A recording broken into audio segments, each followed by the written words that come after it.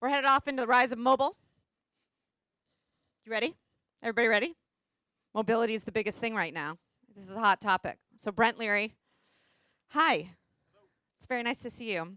Brett is the VP of Mobile at Digitas. You might have heard of them.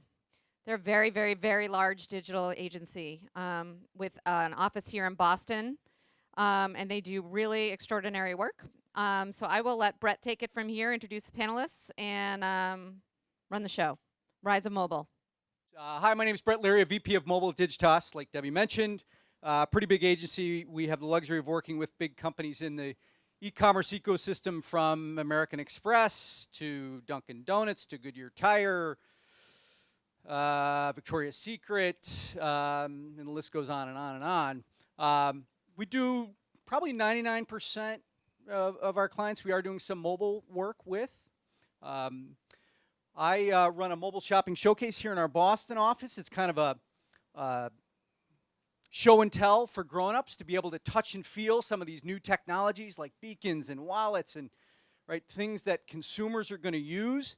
And what's interesting, when we bring our executives through, it could be the head of digital at P&G or folks from Amex, it becomes less about, wow, that's really neat and cool. It's more about, is Susan Smith, our shopper, using this stuff?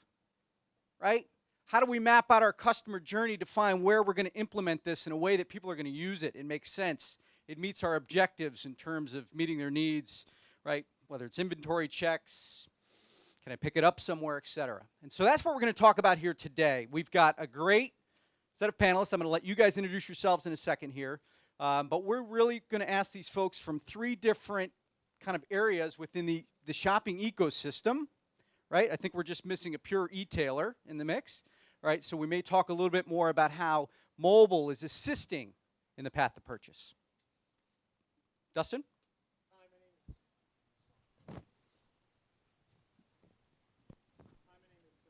name is Humphreys. Can you hear me? Dustin Humphreys with CVS Caremark. You might know CVS Pharmacy. There's about a bazillion of them on every corner. And I run mobile technology and innovation for CVS. Yeah, so we'll move on. All right. Hear me now? There we go.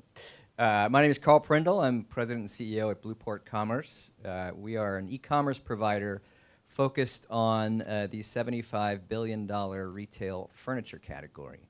So our clients are billion-dollar players with lots of furniture stores who are just waking up to the fact that this omni-channel thing might be a big deal for them. We provide them with a technology platform, a SaaS technology platform that integrates deeply with their inventory and point-of-sale systems. And then we provide them marketing, strategy, content, and customer care services to take their businesses online. So we have some really unique challenges when it comes to mobile. If you think about shopping for a sofa and how long and complicated and multi-channel that is, we're right in the middle of that, so excited to share some of our mobile strategies with you. Hi, I'm Stephanie Matthews. I head up operations for PayPal Media Network. Primarily, my group focuses in on post-sales, supporting the execution of the campaigns, as well as working with product and development in regards to the innovation piece, in regards to in-app location-based targeting around mobile. We were, prior to being acquired by PayPal, we were Aware, which was the geofencing location targeting. And Stephanie, maybe just talk a little bit about, you guys also have Red Laser and Milo, some of these eBay parts of that. Sure. I mean, important for the audience to know. Absolutely. So while we were acquired, we were also part of a large acquisition of multiple companies. One being Red Laser, which we partner with pretty much on a regular basis. We just did an amazing sponsorship category overtake in regards to the Red Laser app. So primarily, major retailers were able to actually own the front page of the Red Laser app and actually have special sponsorships around specific events, primarily around Q4, which was around the holiday initiatives. So major electronic retailers, can't name names, basically were able to own in on specific products. So if you were in a competitor's location and you were using Red Laser, we were able to bring up an ad or a full page sponsorship takeover and basically give you an offer and drive you to that nearest location. Can you hear me? Great. We've heard a lot of great data, right? The Accenture folks this morning shared some interesting, consumer insights. Most of you have seen the stats. We know everybody's using this stuff, but it's always great to hear from the first party, right? How are people really using this stuff? Let's jump right in. Dustin, with you, what are you seeing across all the various mobile touch points that you have? So in my role at CVS Caremark, I have mobile responsibilities for both CVS Pharmacy and Caremark, which is our PBM affiliate, our PBM business. I'll speak primarily today to CVS Pharmacy. We have about 7,600 locations across the country, and millions of consumers. About 5 million CVS consumers are in our stores every day. What we really see. Let me go back to 2012. About 30% of our total digital traffic was mobile in 2012. And we saw pretty significant growth in our desktop traffic, about 75% growth in desktop traffic. But despite that growth in desktop traffic, mobile grew even faster. And in 2013, 50% of our total traffic was mobile. So if you do the math on that, our mobile traffic grew about 250%. So we've just seen massive adoption by our customers to the mobile channel. Now, some of that is organic, and then some of that has been a push by us to enable capabilities and promote the mobile channel to our customer base and employ new and deploy new capabilities that encourage our users to use that. So we've been really encouraged to see how our customers have adopted technology. We did an in-app survey to our customers that are using our mobile app, and about 30% of those people that responded to the survey reported that the last visit that they opened the app and used it in the store. So we were really encouraged by that, and now we think that we really need to focus on our in-store experience. So that's something that we're really putting a huge effort behind in 2014. Time is flying. Great. Carl?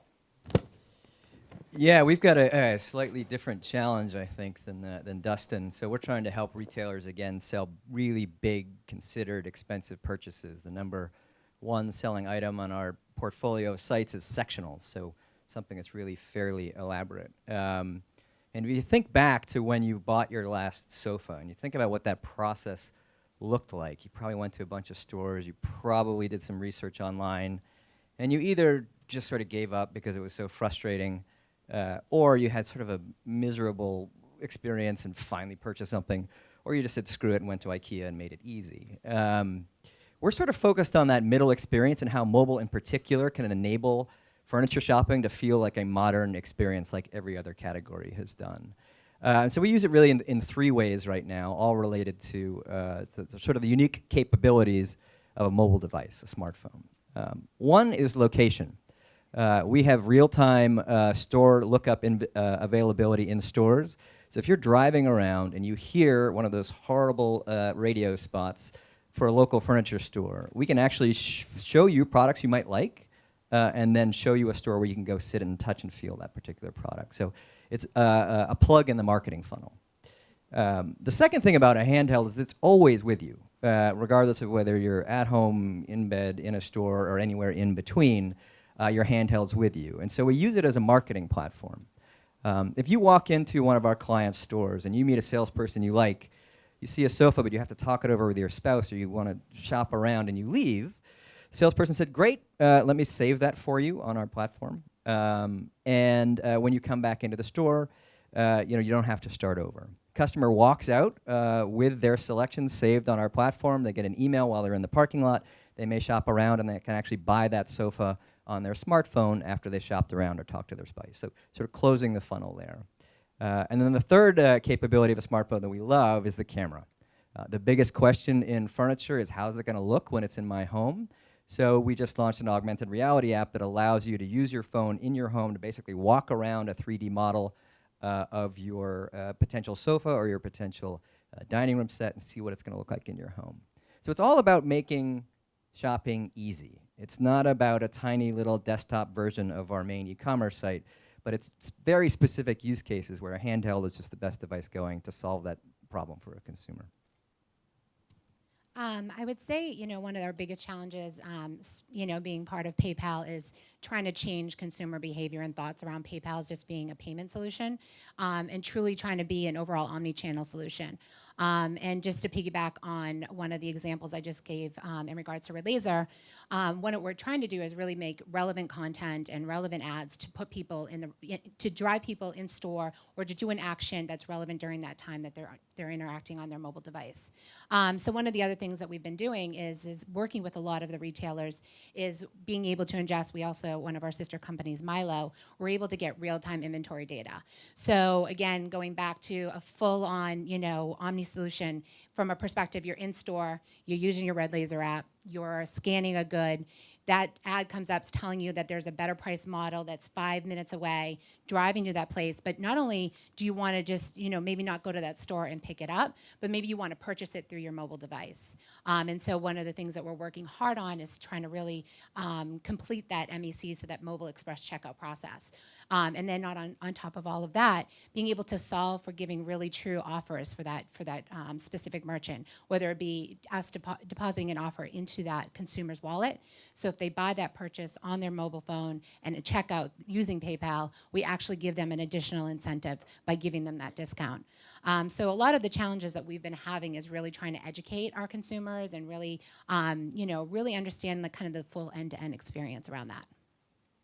Great. Anything in particular that's been kind of eyebrow raising in terms of what you're seeing in terms of usage? One of the examples when Stephanie and I met, earlier on the phone is we asked eBay a couple of years ago for all the P&G products that you have in your database, are people actually scanning barcodes with their eBay app? And the number one answer was Puff's tissue paper. Who would have guessed, right? But now the casual's been considered, and right, how does that change with what we do? Sure. So some of the relevant surveys that we've done, primarily around CPGs, is around moms and shopping.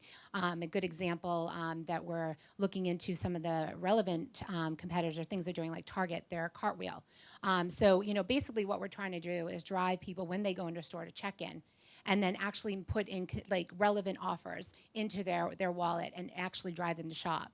The survey that we did relevant to moms was exactly that: toilet paper, paper towels, just the easy things that they know that they've been, actually used to in the past by getting those flyers every Sunday, cutting the coupons. Now trying to, again, change that behavior to now go to their app, open it up, check in, and actually see relevant offers that pertains to maybe even them creating a shopping list, which is one of the next things that we're doing, and as well as partnering with our merchants to engage in their loyalty programs. So again, removing all those tags from your key ring or your cards and all that other stuff, being able to have that full-on experience in app to be able to solve for all those. And we saw a high increase in engagement around that, especially when we actually took people to the stores, and we did actually experience how that they were using it and what that was relevant to them in regards to that. So we saw a huge uplift on that.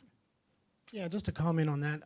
Yeah, I don't think that I would characterize any of this as a surprise. I mean, when you mapped out the customer journey, they're doing those things that we would expect them to do. The mobile device, as Carl said, is a very personal device. They're using it to solve problems. So in the case of CVS, the number one thing that they're doing is managing their prescriptions. So they're filling prescriptions. They're either logging in to see their prescriptions and they're refilling them. That's the number one thing. Or they're scanning the barcode on their bottle to refilling using the camera, as you said. The second thing they're doing is they're managing those extra care offers. So they're sending them to card, or they're seeing what extra care offers that they have or which ones are about to expire. And then and they're also checking our weekly ad. That's another thing that they're doing at high velocity. So it's really not that big of a surprise. And then as we've deployed new utility features, like one that's been a little bit surprising was we deployed a feature that would let people check for drug interactions by scanning the barcode on an OTC item. So you could pick up an item at your house or in a store and scan the barcode and then import that and check it against your medication history to see if that interacts with anything that you're taking. And we see high uptake for customers that are using that, and really high satisfaction out of customers that do use that feature. So I would say it's not surprising. It's more solving the pain points, and they're using it as sort of as we expected.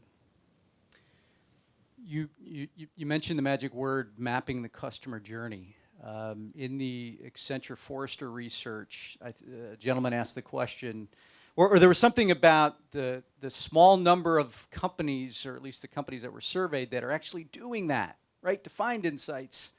How do you guys attack that, right? Is that certainly a process? Dustin, it sounds like you guys do it. How about you and your clients, right? Really figuring out, how does somebody go about buying a sofa, right? Yeah, exactly. It really is the unlock for this industry in a lot of ways.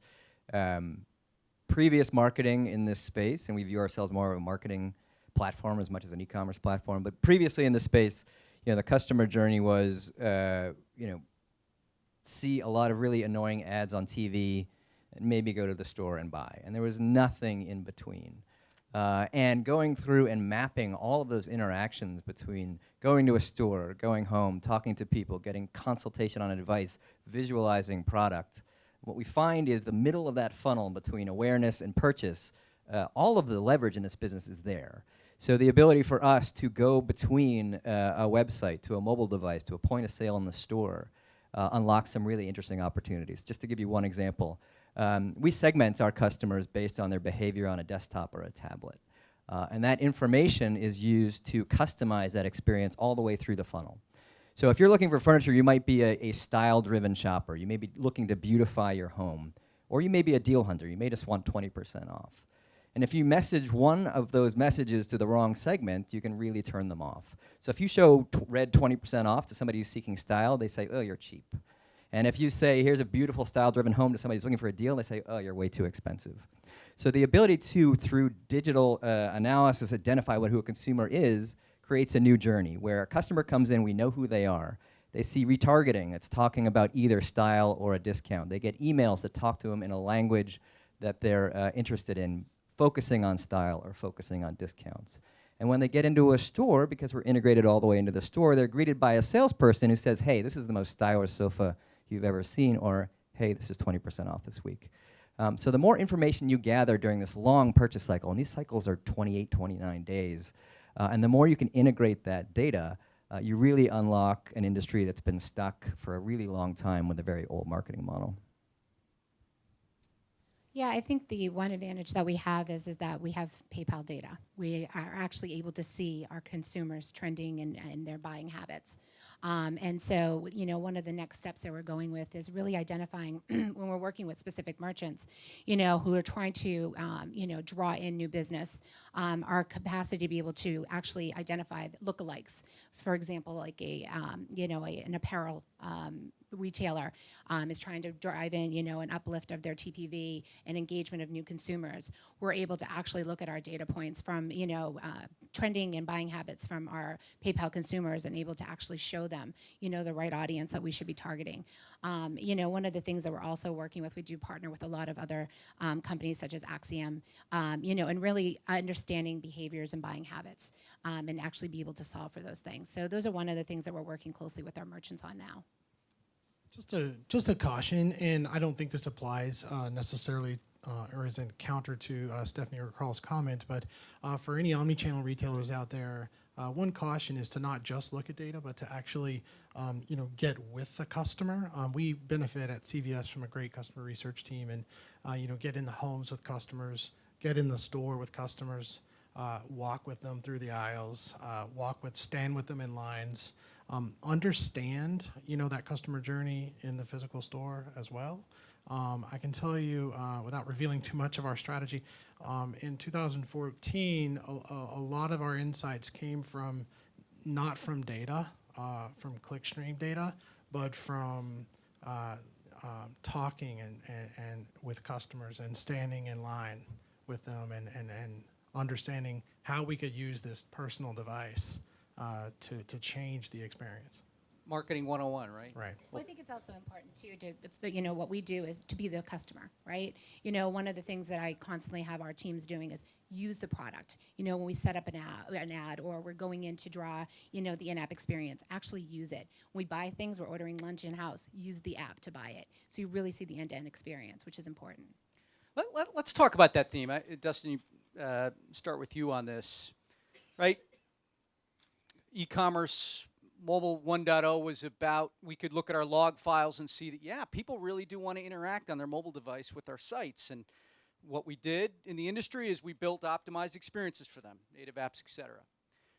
Now we're at the phase where, as marketers, right, we've got all these new technologies, beacons, passbooks, barcode scanning, cameras, that a lot of customers really haven't touched yet, certainly not mainstream. So how do you guys go about thinking about how we're going to put that in, but let alone how are we capturing, are people going to use this in a way that meet your objective as retailers? That's a big question. And we fell into that pitfall already. We had QR codes everywhere for a little while before we figured out that nobody scanned them, and we're not giving up entirely on them. But the truth is, you have to pick your spots. You can't chase after every one of these shiny objects. I think the jury's out on beacons. It's very early, but I think it's promising. I think that you'll see some retailers adopt that technology in the near future. I think that Passbook is another interesting technology that it's a quandary. How much do you want to train your customer to interface with Passbook? Because do you want them engaging with Passbook when they're in your store, or do you want them engaging with your app? Is a big question. We've opted not to, not because we didn't know how to integrate with Passbook, but because we have explicit strategies on what we want them to do when they're in our store. And so, I think each business is going to have to choose a path for themselves, and they're going to have to understand their customer, and they're going to have to, find what works for them. And it's going to be trial and error, and it's also going to be train their customer in some ways. Well, you look at PayPal, Stephanie, right? You guys making a push to have my face show up on the register when I walk in so I can instantly pay. Right. A lot of trust that needs to be built up, what you talked about there. To your point, talk a little bit more about how Sure. you're going to push that over. Yeah, so adoption there is going to be interesting. One of the things that we're challenged with too is PayPal is also trying to figure out how to be everywhere with everyone. And so, one of the things that it depends, I think, on the individual merchant. Our tactics and our strategies are a little different with a large enterprise merchant versus a small to medium business. Where we're seeing higher adoption rates around the check-in and all that is around the small to medium businesses, primarily with us getting consumers to really engage in the app. So getting into the app, being able, we partner with a company called E24. You can order ahead, you check in, you either go and pick up or have delivery. But yeah, it's really around that security, like how much information do you really know? I think that one of the other, again, advantages through PayPal is, you've signed up, you've set your settings in regards to what type of, security measures that you want. Like, do you want to have your face, appear when you are checking in at a merchant site? But we have got a lot of pushback in regards to that. So that is probably our number one challenge right now. Carl, let's switch the conversation a little bit. Typically, mobile commerce discussions and panels talk about, from the consumer perspective, what apps and experiences can we put forth for them. Makes sense. Let's go and put the mobile into the hands of the sales associate, right? Clienteling, assisted selling, mobile POS. There's a lot there. You view that as a differentiator. Absolutely, yeah. I think what we're finding for our clients, again, is the idea that if you can make the shopping experience easy, it's almost more compelling than a sale or a deal. And so our clients are differentiating themselves by making it feel like buying furniture like it's part of the 21st century. A lot of that's the interaction with the salesperson and in the store. I mean, furniture stores in our space still matter. People like to touch and feel the product. They like to talk to an expert. It's really one of the most omni-channel categories out there. And so we talked a lot about what we do on the consumer side, but we've got similar technology that's in the hands of the salespeople. That salesperson can pull up a cart that somebody was looking at online and say, let me show you those products, without the person having to explain, I'm looking for that red sofa that was on your website. That customer, that salesperson can see on a mobile device, again, the segment that customer is likely to be in. Should I talk to them about deals, or should I talk to them about style? they can see that right out of the bat. They've got real-time inventory on a handheld that says, that's in stock and I can get it to your home tomorrow for $49.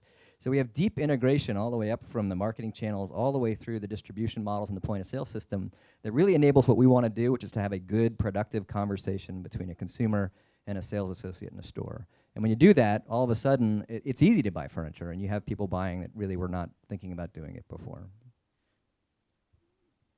Will we see CVS staff with handhelds helping? And do you think if one of your goals is to get people more comfortable and trust that they can buy things, does that help with the properly trained staff? Yeah, we're actually piloting in some of our locations, so tablet devices and also small lanyard devices in some of our locations. So it's TBD. We have to see how these pilots work out, but we'll see.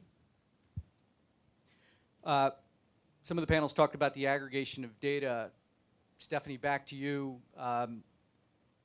Location, right? Hot topic, especially in the media world, right? Where we can start to pinpoint people, near a retailer, things like that. Talk a little bit about how you think that, or how you sell that story to retailers, that the more contextual data we grab about a user, right? The weather, behavior, activities, etc., that really can help a retailer win in this game. Sure. Yeah. I mean, some of the high selling points for us, especially on mobile, is triggered advertising. Primarily around, it could be an example of we're working with a lot of pharmaceuticals that are around the flu season. So when the flu index hits a certain level, boom, you're on one of our partner publishers, you get that, that pharmaceutical ad that comes up. Or if it's raining, hopefully you're not driving, we have a windshield wiper ad that comes up. So there's a lot of things that happen. We partner also as well with Place IQ. So again, it's all around consumer behavior. Getting, we were doing a recent advertiser for candy and gum, and they wanted to target, coffee drinkers, so targeting like coffee shops, the Starbucks, the Dunkin' Donuts of the world, and, just again, trying to be where the consumers are and driving them to the nearest either 7-Eleven or CVS to actually have them go in store and buy that product. So those are, again, it's all around the behavior of the consumer. And those are things as we partner with multiple vendors as well as utilize our own internal data, is really trying to tell that right story to the merchant. And then they have that aha moment, because a lot of times the general awareness campaigns they're dying. And so they want to be like, okay, this is what I want to do. And a lot of things that we're doing around that is the behavioral stuff. You guys want to comment on that? Are you guys collecting any insightful contextual data that may help your conversion rates? Or I think for us, it's location is the kind of the key part. Whether it's somebody driving around, trying to look up inventory and show them where they can go sit on that sofa is a huge deal for us. But even on our e-commerce sites that we run on this platform for these retailers, where the user is on that instance is also important. We know that style preferences vary dramatically down to the zip code level.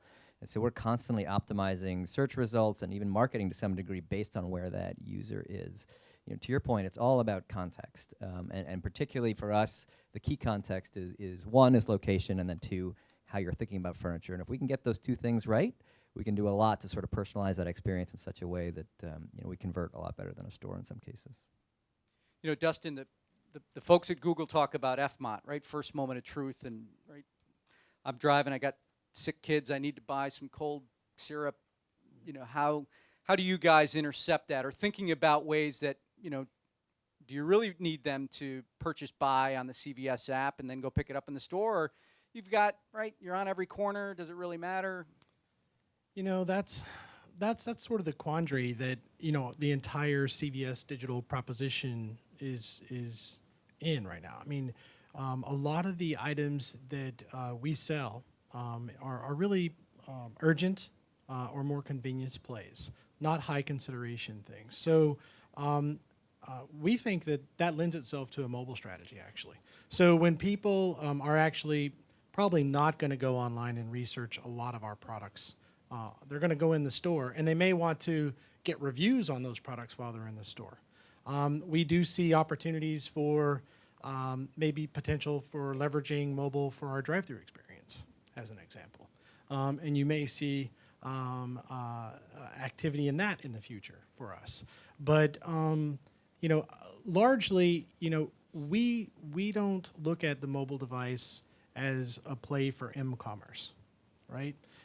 We see the mobile device as a way to make our customer experience whole. So whether that's in the store, making that customer journey smoother, faster, more complete, providing information about the products, making that prescription experience better, making it more seamless to the customer, managing those offers and extra cares, all that kind of things. That's where we really see it. A seamless experience with the customer, not necessarily built on an m-commerce strategy. So talking about seamless customer experiences, how do we measure all this stuff? Attribution, hot topic, right? Certainly in the media world, we're all sorts of different techniques that we're looking at doing it, but even harder is to the digital to the physical world, right?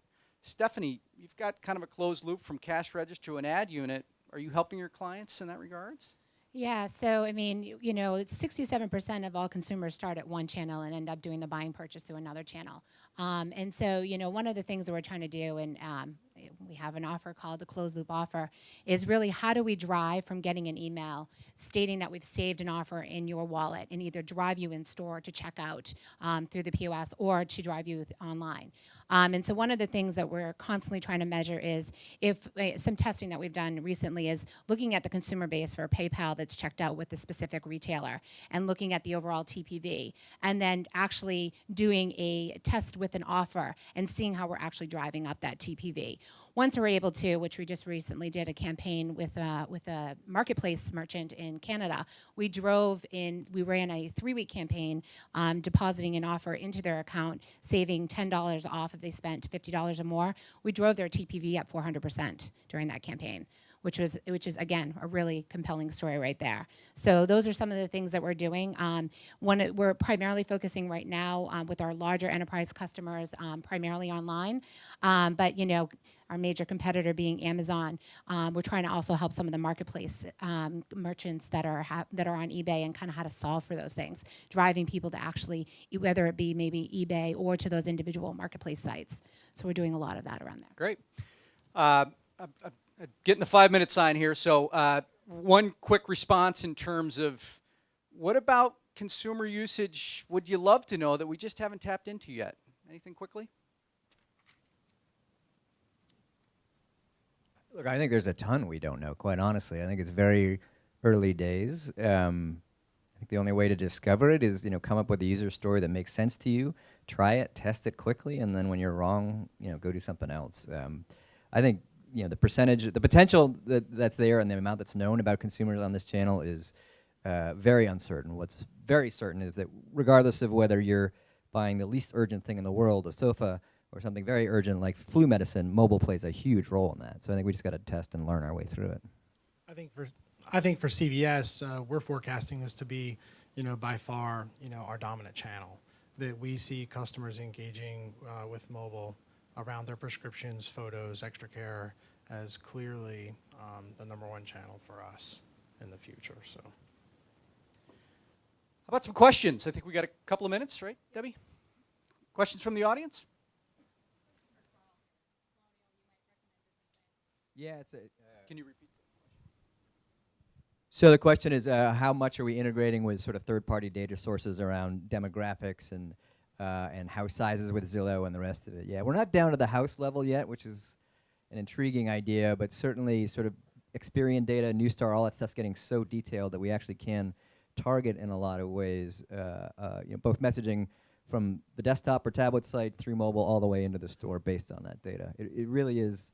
It's such a personal decision on buying a sofa that the more data we can pull from the more places, the better off we are doing it. So it's definitely on our roadmap, but you know, the Zillow piece, not yet. Time for another one? Gentleman in the back? I don't think I heard that. Is the question, CVS, are you integrating your Shopkick tests? I believe we did a pilot with Shopkick, and is that what you're asking about, a Shopkick pilot? Yeah, we did a Shopkick pilot, and I believe that was discontinued. Yeah, so we're not doing that anymore. Can't comment. Lunchtime, Debbie, or one more? One more? Sir in the green shirt? The question is, if you had to choose between native app and mobile web, what would you guys go for? We faced that decision at CVS, and it's kind of interesting. For us at CVS, because of the relationship we have with the customer, we would like them to interact on the native app because it's a transactional relationship.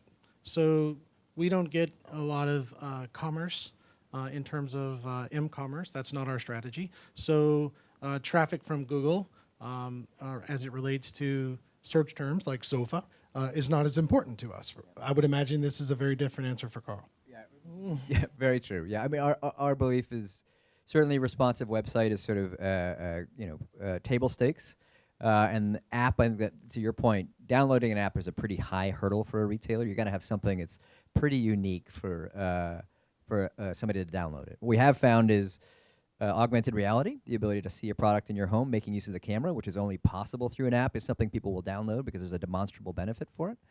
But in general, we'd much rather do almost everything we can responsive for exactly that reason. Just common platform, common tracking, common experience, one code base. Great. How about a big round of applause for the gang here?